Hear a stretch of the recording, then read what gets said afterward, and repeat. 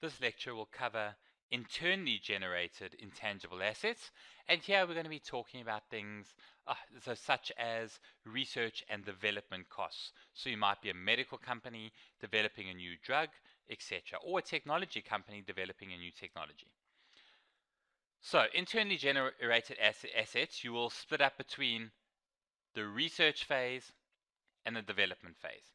The research phase will always be an expense because you cannot demonstrate that future benefits are yet probable, and you will therefore expense in P&L as incurred. So you'll debit research expense, profit or loss, and you'll credit your bank whatever the expense was or the asset, right? So research expenses you must still separately disclose in the PBT note.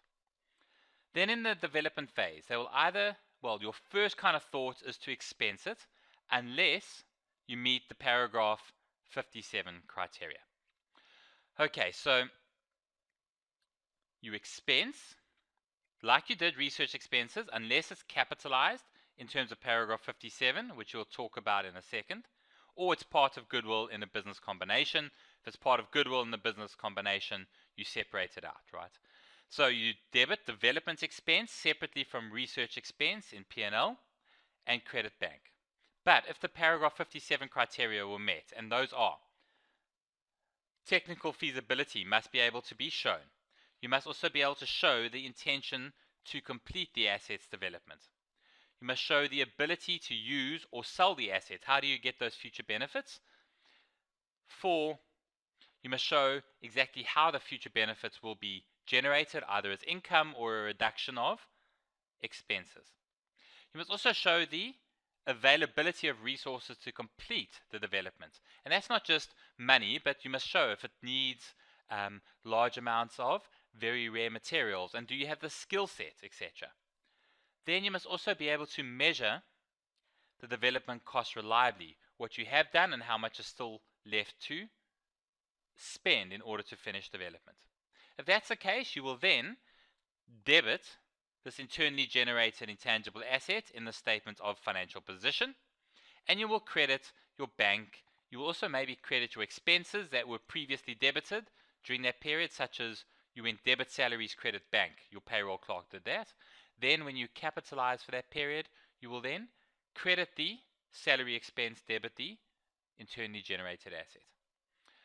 Okay, but remember, you cannot go back and capitalize expenses that were previously expensed as development or research costs. You can only start capitalizing when the paragraph 57 criteria are met, right? So what you'll do, you'll have a timeline, right? And you'll have a date, let's say 1st of March 2015. You'll then have another date, let's say 30th of August 2015. Okay, so as we're going along, on the 1st of the 3rd, your paragraph 57 criteria are met. Okay, and then on the 30th of August, the development is substantially complete. So what are we going to do? We're going to look at a couple of items. Let's move this all over a little bit, give myself a bit more space. 1 second.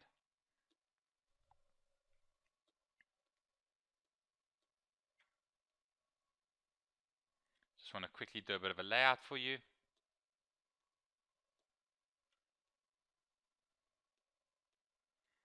Okay. Okay, so we've got some dates.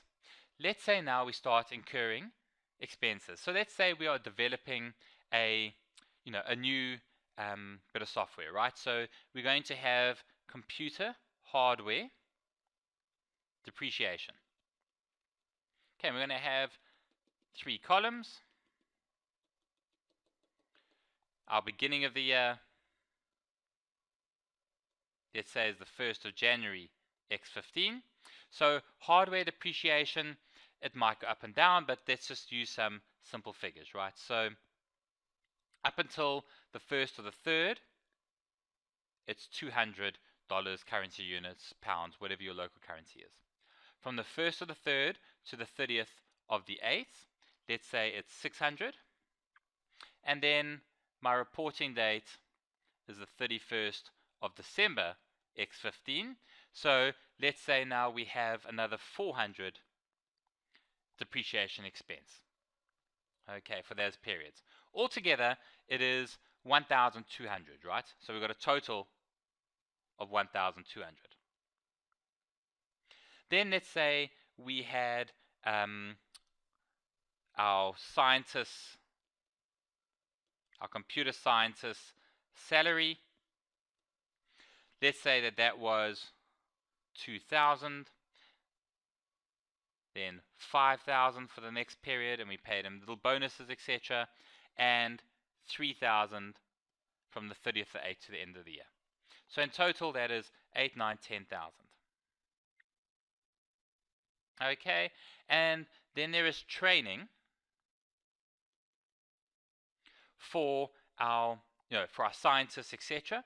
So before they went on, there was only training of 100, then there was training of 300 costs, and then there was implementation training of 200. Then that was training for the scientists. These are all expenses, and training of staff on how to use the asset was another 500 once it had been completed. So we got 3, 4, 5, 600 for the training of the scientists, 500 for the training of staff on how to use this new intangible asset, this new clever software, right? And then we had our head office costs, which were rent, accounting. No, that should do it, right? So rent, let's say that was also 200, 600, and 400. Accounting, let's say, was 20, 60, and 40.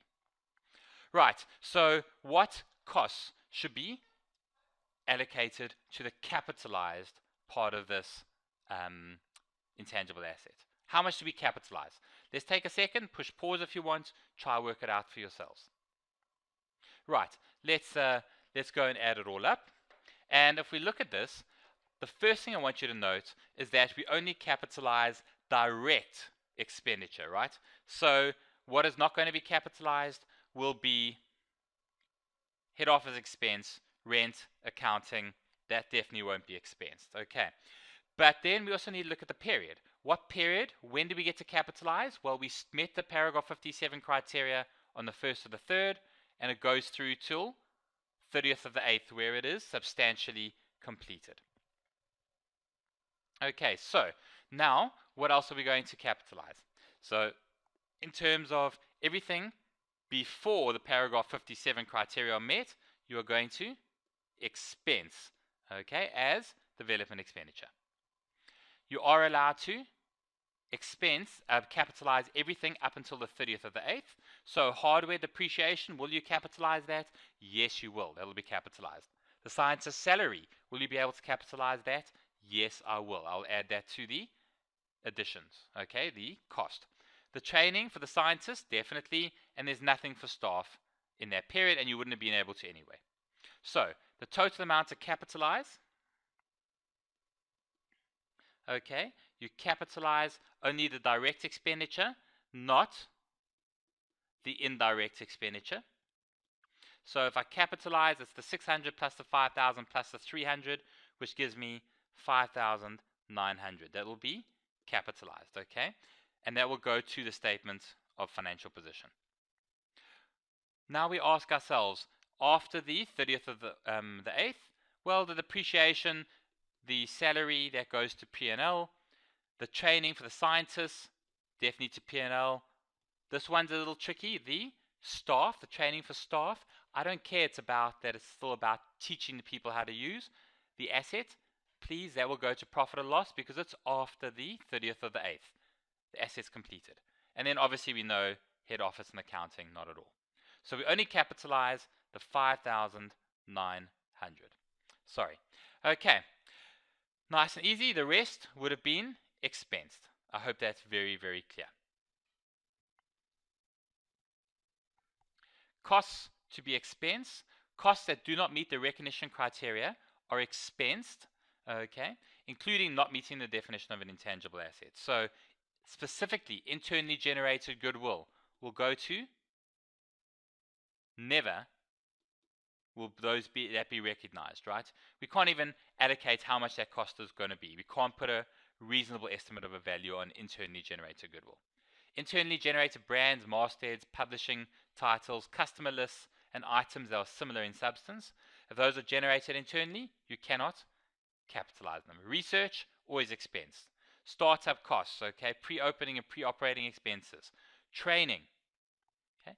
What happened over here is I had training of the scientists, okay, to learn as part of the development. But what never goes in is the training of the staff on how to use the asset. That's not going to go in, right? Advertising and promotional services, relocations and reorganizing, restructuring costs are all expensed. Okay, so I hope I've made it slightly clear. In an academic paper, look for your question to have these 3 different periods. And in the real world as well, your clients, if you're an auditor, should also give you the schedule of the costs that are split up and should break down clearly what is going to be capitalized. Great, I hope that's helped. Let's move on.